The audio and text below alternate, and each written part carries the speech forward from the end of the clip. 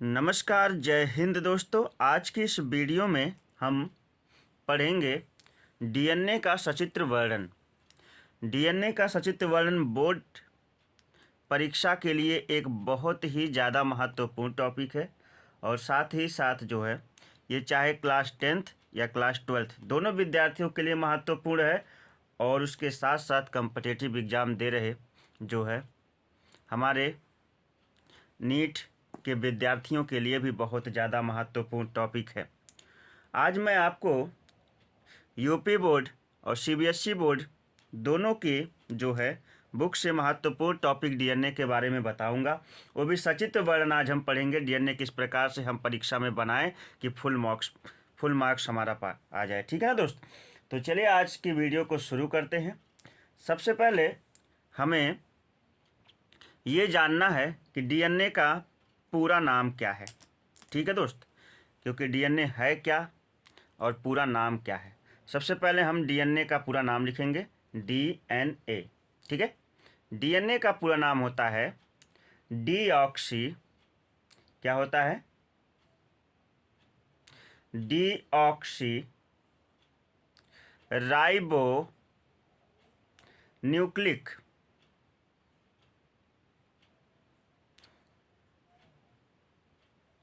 Nucleic और फिर होता है होता है acid, deoxyribonucleic acid.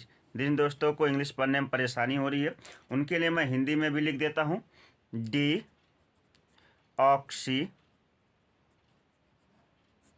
Ribo, sorry ये स नहीं रहा है, राइबो न्यूक्लिक एसिड। ठीक है दोस्त, डीऑक्सी राइबो न्यूक्लिक एसिड ये डीएनए का पूरा नाम होता है। आखिर डीएनए होता क्या है? डीएनए क्या होता है? मैं यहाँ से लिखता हूँ, डीएनए होता क्या है। तो डीएनए जो है हमारे शरीर का एक आनुवांशिक पदार्थ है। क्या है? आनुवांशिक पदार्थ है डीएनए। आनुवांशिक पदार्थ का क्या तात्पर्य है? आनुवांशिक पदार्थ का तात्पर्य यह है कि जो एक पीढ़ी के लक्षणों को दूसरी पीढ़ी में लेकर जाता हो उसे ही हम कहते हैं आनुवांशिक पदार्थ। दोस्त आप वीडियो को पूरा देखा करिए और साथ ही साथ अगर वीडियो पसंद आती है तो चैनल को ज़रूर सब्सक्राइब कर लीजिए, वीडियो को लाइक करिए और अपने दोस्तों तक ज़्यादा से ज़्यादा जो है इसे ज़रूर शेयर करिए। आइए आपको सबसे पहले बताते हैं कि डीएनए के खोजकर्ता कौन है। एक एक पॉइंट के बारे में डिटेल में बात करेंगे, कोई पॉइंट छूटेगा नहीं और आज की वीडियो यकीनन बहुत ही शानदार होने वाली है। ध्यान से देखते चलिए। डीएनए के खोजकर्ता, डीएनए के खोजकर्ता, डीएनए के खोजकर्ता हैं वैज्ञानिक फ्रीडरिक मिस्चर। यहाँ मैं लिख देता हूँ फ्रीडरिक, ऐसे लिखिएगा परीक्षा में, फ्रीडरिक और फिर मिस्चर, ये याद बड़ा सा र, फ्रीडरिक मिस्चर। इन्होंने जो है सन 1869 ईस्वी में डीएनए की खोज की थी। 1869 में, इस सन को भी याद रखिएगा। 1869 ईस्वी में इन्होंने डीएनए की खोज की थी, 1869 में। ठीक है दोस्त, और कहा था कि यह कोशिका के केंद्रक में एक सफ़ेद द्रव्य की तरह संश्लेषित रहता है। इन्होंने इसका नाम जो है क्या रखा था? पूर्व नाम जो इनके द्वारा रखा गया था डीएनए का, वो इन्होंने रखा था न्यूक्लिन। क्या रखा था? न्यूक्लिन। और देखा कि डीएनए की प्रकृति जो है अम्लीय है, तो अम्लीय प्रकृति होने के कारण जो है इन्होंने डीएनए का विशेष नाम दिया केंद्रक अम्ल कह दिया, क्योंकि ये डीएनए जो है कोशिका के केंद्रक में था, इसलिए इसकी प्रकृति अम्लीय थी। तो इन्होंने इसका नाम क्या रख दिया? केंद्रक अम्ल रख दिया। इतनी बात समझ में आई दोस्त? इन्होंने इनका नाम क्या रख दिया? केंद्रक अम्ल रख दिया। अब केंद्रक अम्ल रख दिया, उसके बाद आपको बताते हैं हमारे सजीवों में कोशिका दो प्रकार की होती है ना। पहली होती है प्रोकैरियोटिक कोशिका। कौन सी? प्रोकैरियोटिक कोशिका। सजीवों में कोशिका दो प्रकार की होती है। पहली होती है प्रोकैरियोटिक कोशिका और दूसरी होती है यूकैरियोटिक कोशिका। यूकैरियोटिक कोशिका कक्षा 9 का टॉपिक है। इसे भी मैंने डिटेल में पढ़ाया है। कोशिका, कोशिका प्रकार, कोशिका किसे कहते हैं। लिंक डिस्क्रिप्शन है, आप वहाँ से देख सकते हैं या फिर अपने मेरे चैनल स्टडी सिविल क्लासेस पर जाकर देख सकते हैं। वीडियो पसंद आए तो लाइक, सब्सक्राइब और शेयर कर दीजिएगा। चलिए, इसको हम प्रोकैरियोटिक को पूर्व केंद्रीय कोशिका भी कहते हैं। क्या कहते हैं? पूर्व केंद्रीय कोशिका, और इसे हम कहते हैं सुकेंद्रीय कोशिका।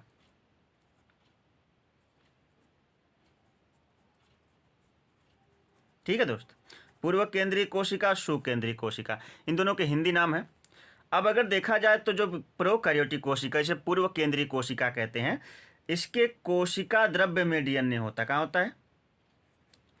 कोशिका द्रव्य में, क्योंकि इनमें जो है, इनमें कोई विशेष जो है केंद्रक नहीं पाया जाता, इसलिए इनमें जो डीएनए पाया जाता है वो कहाँ पाया जाता है?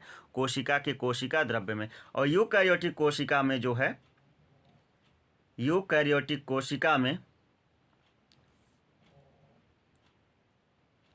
डीएनए इसके केंद्रक में पाया जाता है। कहाँ पाया जाता है? केंद्रक में। यूकैरियोटिक कोशिका में डीएनए केंद्रक में पाया जाता है। और प्रोकैरियोटिक कोशिका में डीएनए कहाँ पाया जाता है? तो प्रोकैरियोटिक कोशिका में डीएनए पाया जाता है कोशिका के कोशिका द्रव्य में। बात समझ गए आप लोग? इसमें कोशिका द्रव्य में पाया जाता है और इसमें कहाँ पाया जाता है? केंद्रक में। अब बड़ी बात यह है कि डीएनए की सबसे डीएनए तो कई प्रकार के होते हैं। डीएनए कई प्रकार के होते हैं, मगर हमें जो डीएनए पढ़ना है वो डीएनए कुल मिलाकर जो है, सबसे पहले तो आपको बता दूं कि वृत्तीय डीएनए और रेखीय डीएनए, जो प्रोकैरियोटिक कोशिका होती है ना, उसमें पाए जाने वाला डीएनए होता है, उसे हम कहते हैं वृत्तीय डीएनए। क्या कहते हैं? वृत्तीय डीएनए।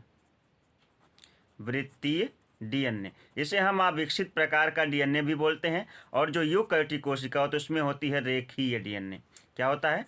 रेखीय डीएनए, और इसे हम विकसित प्रकार का डीएनए भी कहते हैं। कौन सा प्रकार का डीएनए? विकसित प्रकार का डीएनए कहते हैं। अब आप बड़ी बात आपको बता दूं कि जो विकसित प्रकार का डीएनए होता है, यह जो है कुल मिलाकर 5 प्रकार का होता है। सबसे पहले होता है नंबर 1 डीएनए के प्रकार। सबसे पहले बी डीएनए, ठीक है दोस्त, बी डीएनए। और दूसरा होता है ए डीएनए। फिर उसके बाद होता है सी डीएनए, तीसरा सी डीएनए। उसके बाद होता है डी डीएनए, चौथा होता है डी डीएनए। और फिर पांचवा हो जाता है जेड डीएनए। कौन सा? Z DNA. Types of DNA, आपसे कोई पूछे how many types of DNA, आप कहेगा there are 5 types of DNA. पहला होता है बी डीएनए, और दूसरा होता है ए डीएनए, तीसरा होता है सी डीएनए, और फिर चौथा होता है डी डीएनए, और पांचवा होता है जेड डीएनए। ये जो है 5 प्रकार के डीएनए होते हैं। अब आपको बताऊं, इसमें सबसे विकसित प्रकार का जो डीएनए होता है वो पहला होता है बी डीएनए। कौन सा? बी डीएनए, जो कि सभी उच्च श्रेणी के सजीवों की कोशिकाओं में पाया जाता है, और यही हमें पढ़ना है, बी डीएनए। ठीक है, बी डीएनए हमें क्या करना है? पढ़ना है। बी डीएनए हमें पढ़ना है। ठीक है दोस्त, बी डीएनए हमें क्या करना है? पढ़ना है। तो आइए बी डीएनए का अध्ययन हम सचित्र करते हैं, और यही हर बोर्ड परीक्षा में, हर जो है कॉम्पिटिटिव परीक्षाओं में बी डीएनए के बारे में ही पूछता है। इसका हम सचित्र वर्णन करेंगे, और इसे हम बनाने की ट्रिक भी आपको बताएंगे। बड़ी ही आसान सी ट्रिक है, मतलब मैं रफली बनाऊंगा, लेकिन आप जो है अपनी कॉपी बुक जहाँ से भी आपको मिले, आप वहाँ से जो है इसको बना लीजिएगा। ठीक है, हमने पेज सेट कर लिया है। अब मैं डीएनए की थोड़ी सी संरचना बनाऊंगा, और ध्यान से देखिएगा। टॉपिक थोड़ा लंबा है, समय लग सकता है, लेकिन घबराइएगा नहीं। अब आपको पूरा सिखा कर जाऊंगा, कोई भी टॉपिक हम अधूरा नहीं छोड़ेंगे। ठीक है, सभी टॉपिकों को हम कंप्लीट करके ही जाएंगे। तो चलिए शुरू करते हैं। सभी टॉपिकों को हमें पूरा कंप्लीट आपको बताना है। तो सबसे बड़ी बात यह है दोस्त कि आप वीडियो को जो है रैंडमली मत देखा करिए, किसी वीडियो को डिटेल में देखा करिए, और डिटेल में जब देखेंगे तो आपको पूरी वीडियो समझ में आएगी। मैं नहीं कहता कि केवल यही वीडियो, कोई भी वीडियो आप देखिए उसको शुरू से लेकर लास्ट तक देखिए, और वीडियो पसंद आए तो ज़रूर उस पर अपना रिस्पॉन्स दिया करिए, ठीक है। आइए सबसे पहले देखिए, डीएनए को बनाते समय इस तरह की संरचनाएं आपको बनानी पड़ेगी, ठीक है। ये बना। अब जो है इसको कुछ इस तरह से ये बन गया। डीएनए के स्ट्रक्चर आपने कई सारी बुकों में कुछ इसी तरह से देखा होगा, किताबों में। और इसमें मैं आपको बता दूं कि इसके बीच बीच में कुछ ऐसी संरचनाएं होती हैं, ध्यान से देखिएगा। ये हालांकि बहुत ज़्यादा होती है, मगर ये मैंने जो चित्र थोड़ा बड़ा बना दिया, इसलिए मैं जो है स्ट्रक्चर कुछ इस प्रकार से बना रहा हूँ, ठीक है दोस्त। आइए समझते हैं। देखिए कितना आसानी से मैंने डीएनए का चित्र खींच दिया है। आप भी जो है चाहें तो फटाफट जो है बना सकते हैं।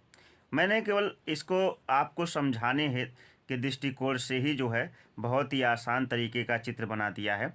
तो आप भी इस प्रकार से चाहे तो बोर्ड परीक्षा में या किसी परीक्षा में बना सकते हैं, कोई गलत नहीं होगा, ठीक है।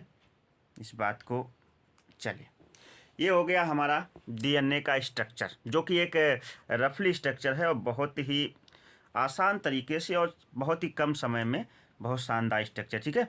मैं यहाँ लिख देता हूँ डीएनए की संरचना, ठीक है, डीएनए की संरचना। अब इसी को हमने लिख दिया डीएनए की संरचना। आइए समझते हैं कहाँ पर कौन सी चीज़ होती है इस डीएनए में। बड़े ही ध्यान से देखिएगा, और अगर इसी चीज़ को आपने समझ लिया तो समझ जाइए कि डीएनए का टॉपिक आपका पूरा तैयार है। सबसे पहली बात तो जो डीएनए स्ट्रक्चर हमने खींचा है, जो डीएनए स्ट्रक्चर हमने खींचा है, इसके बारे में इसकी मेन थ्योरी आपको बता दूं। जो डीएनए स्ट्रक्चर हमने खींचा है उसे जो है दो वैज्ञानिकों ने दिया था सन 1953 ईस्वी में। कब? सन 1953 ईस्वी में दो महान वैज्ञानिक थे। पहले का नाम था जेडी वाटसन। क्या नाम था? JD Watson. और दूसरे का नाम था फ्रांसिस क्रिक। क्या नाम था? FHC क्रिक। क्या लिखते हैं? FHC क्रिक। ये दो वैज्ञानिक थे, FHC क्रिक और जेडी वाटसन, ठीक है। इन दो वैज्ञानिकों ने मिलकर जो है डीएनए स्ट्रक्चर को जो है क्या किया था? दिया था। डीएनए स्ट्रक्चर को दिया था, ठीक है। और ये जो डीएनए है, मैं आपकी जानकारी के लिए बता दूं, these are B types of DNA. कौन सा? मैं यहाँ लिख देता हूँ। ये डीएनए जो है कौन से टाइप का है? बी टाइप्स ऑफ डीएनए है। डीएनए 5 प्रकार का था ना, बी डीएनए, ए डीएनए, सी डीएनए, डी डीएनए और जेड डीएनए। तो ये जो डीएनए है ये बी टाइप्स ऑफ डीएनए है। कौन सा डीएनए है? B types of DNA. आइए और आपको इसके बारे में और भी बहुत सारी महत्वपूर्ण बातें आपको बताते हैं। सबसे बड़ी बात तो ये है कि ये जो डीएनए होता है, इसके एक एक पॉइंट को हम समझेंगे, एक एक पॉइंट इसके बारे में जानेंगे, ठीक है। एक एक पॉइंट को क्या करेंगे? जानेंगे। पॉइंट नंबर 1 कि यह डीएनए की जो संरचना होती है वह द्विकुंडलित होती है। कैसी होती है? द्विकुंडलित होती है। डीएनए की संरचना कैसी होती है? द्विकुंडलित। मतलब देखिएगा, एक कुंडली जो है दूसरे कुंडली में क्या हुई है? इस प्रकार से उलझी हुई है, तो ये संरचना जो है क्या होती है? द्विकुंडलित होती है।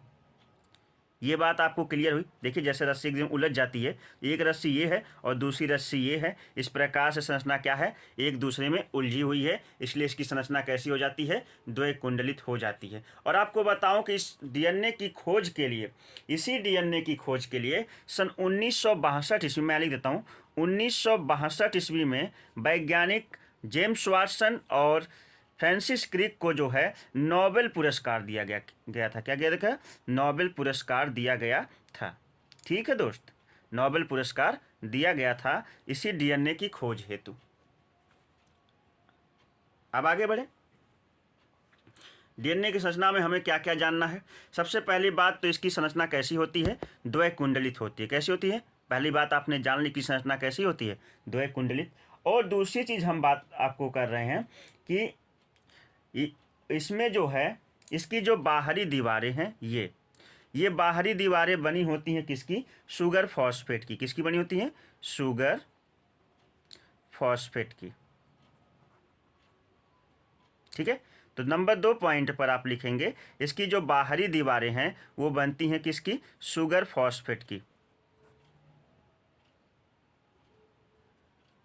इसकी बाहरी दीवारें बनी होती हैं किस चीज़ की? शुगर फॉस्फेट की बनी होती हैं। ठीक है ना, फास्फोरस और सल्फर का मिश्रण होता है शुगर फॉस्फेट, इससे मिलकर जो है इसकी बाहरी दीवारें बनी होती हैं। और इन बाहरी दीवारों पर जो है क्या होता है कि इन बाहरी दीवारों पर नाइट्रोजन युक्त बेस शर्करा जुड़े होते हैं। नाइट्रोजनी बेस या फिर हम कह सकते हैं शर्करा क्या होते इस पर जुड़े होते हैं, जिन्हें हम शॉर्ट फॉर्म में कहते हैं नाइट्रोजनी समाक्षार। क्या कहते हैं? नाइट्रोजनी समाक्षार। यहाँ लिख देता हूँ, नाइट्रोजनी समाक्षार। नाइट्रोजनी समाक्षार कहते हैं जिसे शॉर्ट फॉर्म में। और नाइट्रोजनी समाक्षार का मतलब होता है, और भी इसे अगर आसान करें तो इसे कहते हैं न्यूक्लियोटाइड्स। क्या कहते हैं दोस्त? न्यूक्लियोटाइड्स। न्यूक्लियोटाइड्स। अब देखते हैं इस चित्र में न्यूक्लियोटाइड्स कहाँ पर हैं। देखिए ये जो सीढ़ी के डंडे नुमा संरचनाएं होती हैं ना, इन्हें ही कहते हैं न्यूक्लियोटाइड्स। क्या कहते हैं? न्यूक्लियोटाइड्स। न्यूक्लियोटाइड्स कहते हैं न्यूक्लियोटाइड्स। ये देखिएगा, अब आपको बता दूं न्यूक्लियोटाइड्स कितने प्रकार की होती है। तो जो यहाँ मैं थोड़ा सा लिख दूं, न्यूक्लियोटाइड्स के प्रकार। न्यूक्लियोटाइड्स के ये है टाइड्स के प्रकार। दोस्त न्यूक्लियोटाइड्स जो होती है वो कुल मिला के 4 प्रकार की होती है। कितने प्रकार की? 4 प्रकार की। पहली जो होती है पहले कहते हैं एडेनिन। क्या कहते हैं? एडेनिन कहते हैं, और इसे हम दर्शाते हैं कैपिटल ए से। दूसरा जो होता है, दूसरे को कहते हैं ग्वानिन। क्या कहते हैं? ग्वानिन, और इसे हम दर्शाते हैं जी से। तीसरा जो होता है उसे हम कहते हैं साइटोसिन। क्या कहते हैं? साइटोसिन। ठीक है, और इसे हम दर्शाते हैं सी से। और चौथा जो होता है, इसे कहते हैं थायमिन, और थायमिन को हम दर्शाते हैं कैपिटल टी से। ठीक है, तो ये जो न्यूक्लियोटाइड्स होते हैं ये कितने प्रकार के होते हैं? ये होते हैं कुल मिला के 4 प्रकार के। एडेनिन, ग्वानिन, थायमिन और साइटोसिन। ठीक है ना, एडेनिन को ए से दर्शाते हैं, ग्वानिन को कैपिटल जी से, साइटोसिन को दर्शाते हैं सी से, और जो है थायमिन को दर्शाते हैं कैपिटल टी से। अब आपकी जानकारी के लिए आपको बता दूं कि एडेनिन के सामने सदैव थायमिन होता है। ऐसे रहेगा, एडेनिन के सामने कौन रहता है? थायमिन रहता है। और ग्वानिन के सामने सदैव क्या रहता है? ग्वानिन के सामने साइटोसिन रहता है। ये बात समझ में आई? एडेनिन के सामने क्या रहेगा? थायमिन, और ग्वानिन के सामने रहेगा साइटोसिन। तो ये हो गए। तो आपको समझना है, अगर इस चित्र में ध्यान से देखिएगा, अगर इस चित्र में यहाँ पर आपने रख दिया है एडेनिन, क्या रखा है? एडेनिन, तो यहाँ पे आपको रखना पड़ेगा थायमिन।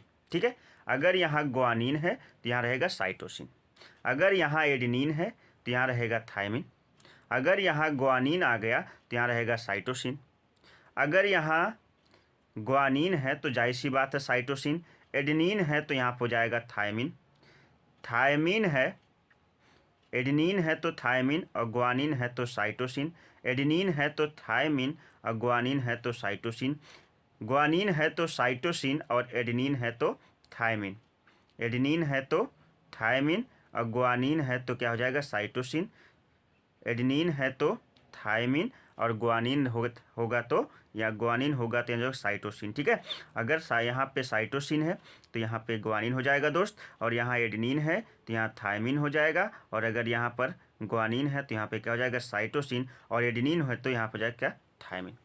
चित्र के माध्यम से समझ में आया कि ए के सामने सदैव टी रहता है, यानी एडेनिन के सामने सदैव क्या रहता है थायमिन रहता है, और ग्वानिन के सामने सदैव क्या रहता है ग्वानिन के सामने सदैव साइटोसिन रहता है। और ये जो है बने होते हैं नाइट्रोजनी अम्लों से, नाइट्रोजनी अम्लों से बने होते हैं, इस कारण से इन्हें हम कहते हैं नाइट्रोजनी अम्लों नहीं बल्कि नाइट्रोजनी क्षारों से। किससे? नाइट्रोजनी क्षारों से बने होते हैं ये, इसीलिए हम इसे नाइट्रोजनी समाक्षार कहते हैं। ये सभी नाइट्रोजन से बने होते हैं। किससे बने होते हैं? नाइट्रोजन से। ठीक है, अब आइए आपको आगे बताते हैं इनसे जुड़ी हुई कुछ रोचक बातें, और साथ ही साथ इस स्ट्रक्चर में कौन सी चीज़ कहाँ पर है। ठीक है, तो देखिएगा, कह रहा है कि एडेनिन जो है, यहाँ बंध की प्रकृति बताते हैं। पहली बात बंध, देखिए सबसे पहली बात तो ये है कि एडेनिन जो है थायमिन से, एडेनिन जो है किससे? थायमिन से दो दुर्बल जो है हाइड्रोजन बंध द्वारा जुड़ा होता है। किससे? हाइड्रोजन बंध, यहाँ लिख देता हूँ हाइड्रोजन बंध, अभी आपको चित्र में बताऊंगा। उसके बाद ग्वानिन जो है साइटोसिन से तीन दुर्बल हाइड्रोजन बंध द्वारा जुड़ा होता है। किससे? हाइड्रोजन बंध द्वारा क्या होता है? जुड़ा होता है।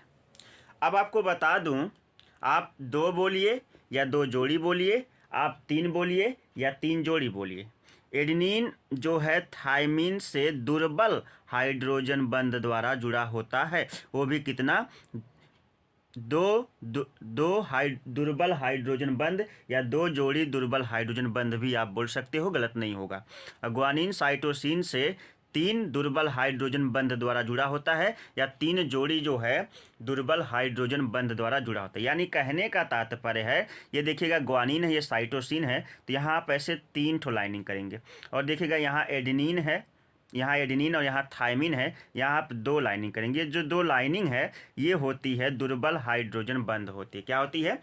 दुर्बल हाइड्रोजन बंध। अगर यहाँ ग्वानिन है तो तीन लाइन हो जाएगा, अगर यहाँ एडेनिन थायमिन तो दो लाइन हो जाएगा, यहाँ पे फिर तीन हो जाएगा, यहाँ पे फिर तीन हो जाएगा, यहाँ फिर दो हो जाएगा, यहाँ एक दो तीन, यहाँ एक दो। ठीक है, इस प्रकार से एक दो तीन, एक दो, फिर एक दो तीन, और फिर एक दो तीन, और फिर एक दो, इस प्रकार से ना। अब अगर देखा जाए तो इस प्रकार से देखिए, ध्यान से देखिएगा, ये इस प्रकार से जुड़ जाता है पूरी तरह से, और आपको देखने में लगता है कि एक जो है सीढ़ी के डंडे नुमा स्ट्रक्चर क्या हुआ है, बन गया है। जैसे ध्यान से देखते रहिए, ये देखिएगा, ये लग रहा है कि आपस में बिल्कुल क्या हो चुके हैं, संरचनाएं आपस में जुड़ चुकी हैं। ठीक है दोस्त, ध्यान देखिए, ये संरचनाएं आपको लग रहा है कि सीढ़ी के डंडे नुमा एक दूसरे से जुड़ चुके हैं, और ऐसा स्ट्रक्चर आप जो है किताबों में देखते हो। तो आप ये समझिए कि ये जो सीढ़ी के डंडे नुमा संरचनाएं होती हैं, ये न्यूक्लियोटाइड्स होते हैं। ग्वानिन जो है साइटोसिन से तीन दुर्बल हाइड्रोजन बंध द्वारा, या तीन जोड़ी दुर्बल हाइड्रोजन बंध द्वारा जुड़ा होता है, और जो है थायमिन एडेनिन से दो जोड़ी या दो दुर्बल हाइड्रोजन बंध द्वारा जुड़ा होता है। ये दुर्बल बंध होता है, आपकी जानकारी के लिए बता दूं। और एक चीज़ बड़ी बात ये होती है जो आपको बताना है कि, चलिए आगे बढ़ते हैं, आपको और जो बताना है, ये बताना है कि एडेनिन के अणु थायमिन और ग्वानिन के साइटोसिन से जुड़े होते हैं, और एडेनिन जो है, एडेनिन जुड़ा होता है सदैव थायमिन से, और ग्वानिन जुड़ा होता है सदैव किससे? साइटोसिन से। और दूसरी चीज़ है कि डीएनए अणु में नाइट्रोजन युक्त बेसों की संख्या 100 से 20 लाख तक होती है। ये जो डीएनए अणु आप देख रहे हैं यहाँ पे, इसमें जो न्यूक्लियोटाइड्स हैं, ये एडेनिन, थायमिन, ग्वानिन, साइटोसिन, इनकी जो संख्या है वो 100 से लेकर के कितने से 100 से लेकर के 20 लाख तक। इकाई, दहाई, सैकड़ा, हजार, 10,000, लाख, 10 लाख, 100 से लेकर के 20 लाख तक जो है क्या होते हैं, न्यूक्लियोटाइड्स पाए जाते हैं ना। न्यूक्लियोटाइड्स क्या होते हैं, पाए जाते हैं किसमें, इस डीएनए में। और आपको बता दूं कि इसमें दो बेस जोड़ों के मध्य 3.4 एंगस्ट्रॉम का जो है क्या होता है, दूरी होती है। ठीक है। और आपको एक बता दूं कि एक न्यूक्लियोटाइड, ध्यान से चित्र में देखिएगा, एक न्यूक्लियोटाइड से दूसरा न्यूक्लियोटाइड से, एक न्यूक्लियोटाइड से, यहाँ आपको समझाते हैं, एक न्यूक्लियोटाइड्स ये है और दूसरी न्यूक्लियोटाइड्स ये है। एक न्यूक्लियोटाइड से दूसरे न्यूक्लियोटाइड्स की जो बीच की दूरी होती है वो होती है 0.434 एंगस्ट्रॉम। कितनी होती है, 0.34 एंगस्ट्रॉम होती है। कितनी होती है, 0.34 एंगस्ट्रॉम। और एक खंड में 10 न्यूक्लियोटाइड्स होते हैं। कितने होते हैं, लगभग 10 न्यूक्लियोटाइड्स होते हैं। और जब 10 न्यूक्लियोटाइड्स होते हैं 0.4 × 10, तो इसकी जो कुल दूरी होती है, ये एक खंड की जो पूरी दूरी होती है वो लगभग जो है कितनी होती है, 3.4 एंगस्ट्रॉम होती है। कितनी होती है, 3.4 एंगस्ट्रॉम होती है। ए लगा देता हूँ, ए मतलब एंगस्ट्रॉम। ठीक है, ए मतलब एंगस्ट्रॉम। यानी एक न्यूक्लियोटाइड से दूसरे न्यूक्लियोटाइड्स के बीच की जो दूरी होती है वो 0.34 एंगस्ट्रॉम होती है। और इस एक खंड में जो है 10 न्यूक्लियोटाइड्स होते हैं जिनकी कुल दूरी जो हो जाती है 3.4 एंगस्ट्रॉम हो जाती है।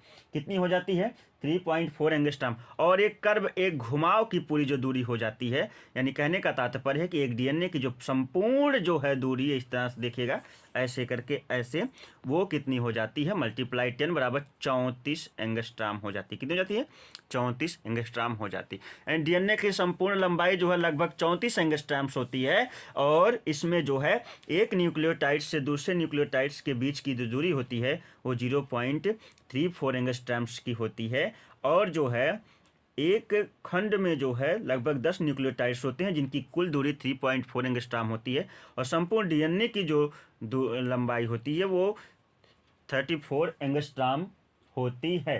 कितनी होती है, 34 एंगस्ट्रॉम होती है। और एक डीएनए की जो संपूर्ण चौड़ाई होती है, ये वाली, ये चौड़ाई इसकी जो है लगभग 20 एंगस्ट्रॉम होती है। कितनी होती है, 20 एंगस्ट्रॉम होती है। 20 एंगस्ट्रॉम होती है। कितनी होती है, 20 एंगस्ट्रॉम होती है। और आपको बता दूं जो इसकी अर्ध चौड़ाई, अगर इसे दोनों ऐसे करके क्रॉस करके आधा कर दिया जाए तो इसकी अर्ध चौड़ाई 10 एंगस्ट्रॉम ये हो जाती है और 10 एंगस्ट्रॉम ये हो जाती है। ठीक है, 10 एंगस्ट्रॉम जो है इसकी क्या होती है, अर्ध चौड़ाई हो जाती है। अर्ध, आप व्यास अर्ध चौड़ाई भी बोल सकते हैं। और आपकी जानकारी के लिए बता दूं कि ये जो है डीएनए जो होता है इसको बोलते हैं न्यूक्लियोटाइड्स। क्या बोलते हैं, न्यूक्लियोटाइड्स। डीएनए में ये न्यूक्लियोटाइड्स होता है। और न्यूक्लियोटाइड्स जो होते हैं वो 4 प्रकार के होते हैं, जैसा कि हमने आपको बताया, adenine, thymine, guanine, cytosine. Adenine thymine से 2 जोड़ी हाइड्रोजन बंध से जुड़ा होता है और ग्वानिन साइटोसिन से 3 जोड़ी हाइड्रोजन बंध से जुड़ा होता है। इसकी बाहरी दीवारें शुगर फॉस्फेट की बनी होती हैं जिन पे न्यूक्लियोटाइड्स जो है क्या होते हैं, सीढ़ी के डंडेनुमा जो है क्या होते हैं, लगे रहते हैं। इस संरचना को बताया था प्रसिद्ध वैज्ञानिक जेडी वाटसन और फ्रांसिस क्रिक ने, जिसके लिए सन 1962 ईस्वी में इन्हें नोबेल पुरस्कार से सम्मानित किया गया था। डीएनए के बारे में और भी जानकारी चाहिए तो कमेंट बॉक्स में जरूर लिखिएगा। आज की वीडियो में आप बताइएगा कि आपको वीडियो कैसी लगी, आप स्क्रीनशॉट ले सकते हैं। और अगर वीडियो आपको पसंद आई है चैनल को लाइक करिएगा, सब्सक्राइब करिएगा। और अगर चैनल पर नए हैं तो ज़रूर इसे सब्सक्राइब कर लीजिएगा और वीडियो को ज़्यादा से ज़्यादा अपने दोस्तों तक शेयर करिएगा। मिलते हैं एक नई वीडियो के साथ, तब तक के लिए नमस्कार, बाय बाय, जय हिंद।